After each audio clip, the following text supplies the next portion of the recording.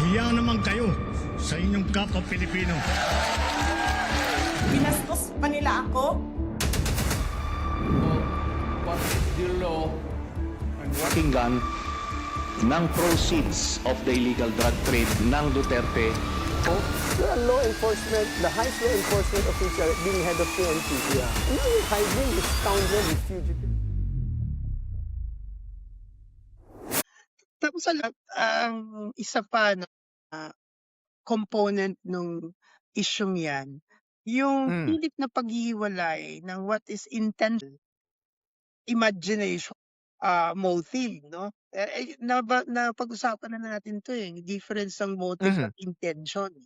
Kasi yung intention yan yung motivation yan ay. Pero sa galaw ng buhay, hindi naghihiwalay yung intention. Kainara, may question ako sa'yo. Just sa sinabi mong yan, is it the same principle that we use sa libel cases? Yon. Diyan nga nagkakaroon ng complication when you use legal principle. Kasi sa legal, mag-iiba yung motive saka yung lalo na sa mga kaso, vital yung establishing of, no? Kaya kita mo, miski yung gusto kitang patayin, hindi necessarily I'm already committing murder or homicide.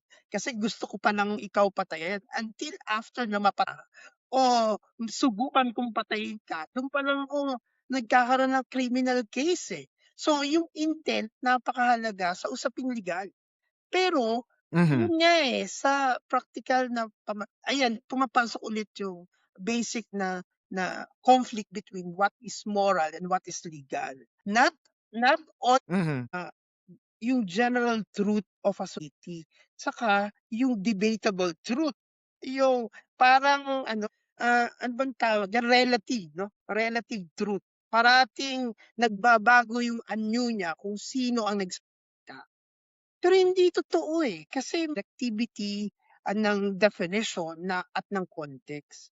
So, tingin ko yung kailangan balansehin nag-uusapan. Kasi kung hindi, it can set another generation and na ito na yung paniniwala. Ganito yan, Philcas. Nung panahon na malinaw ang mali, ang lahat ng henerasyon yun. Pero nung ng crisis doon sa mali ba talaga siya? O nagbibiro lang? O parang bahagi na ng lengguwahe. So, suddenly, the following generation will treat pagmumura as not necessarily mali. So, until another generation na wala nang mali sa pagmumura, lahat ng ipapanganak. Oh. So parang sinasabi niyo po you're touching base on the generational aspect nitong sitwasyon na 'to. Kung hindi siya siguro kokontrolin or tatapusin, pwede pa siyang mag-continue. Sa totoo lang, what you actually said is perfectly correct. Yun ang nakikita ng mga bata What they see on the older generations, that's how they do it. I think lang ang nagiging mali lang dito is that may mga tao na they try to explain it the way they want to explain it, na marami ang naiimpluwensyahan. The other way around din, parang gano'n. And I think na this kuwentuhan na ginagawa natin, nabibigyan natin ng linaw either or, they believe on us or not.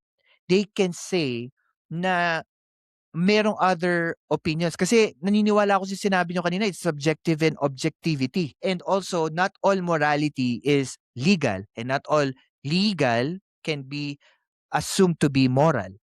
I think na malaking importansya yun, especially we are geared towards social media. Kasi sa social media, lahat open, lahat sinasabi, lahat ng mura, nandyan.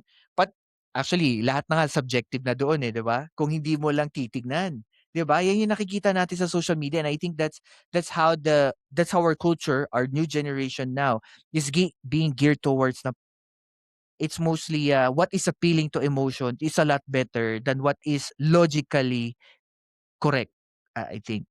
if I'm not mistaken.